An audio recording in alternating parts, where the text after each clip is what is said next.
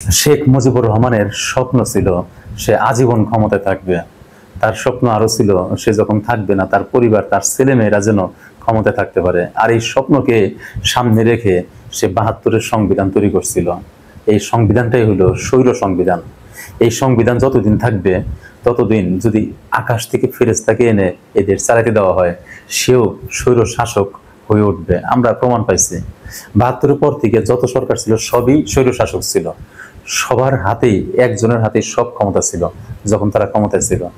আমরা তো দুইবার দেখলাম, এরশাদকে আমরা হটাইলাম আন্দোলন করে, তাকেও আমরা স্বৈরশাসক বলছিলাম। আমরা হাসিনাকে হটাইলাম আন্দোলন করে, তাকেও কিন্তু স্বৈরশাসকই বললাম। আর স্বৈরশাসক যে কতটা ভয়ঙ্কর হতে পারে হাসিনা সেটা প্রমাণ করলো।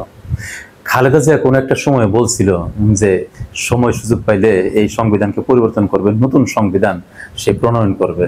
এখন যখন জুলাই যোদ্ধারা, জুলাইয়ের নেতারা বলতেছে নতুন সংবিধান তৈরি করার কথা, তখন কিন্তু এই বিএনপি একমাত্র বাধা হয়ে দাঁড়াইছে।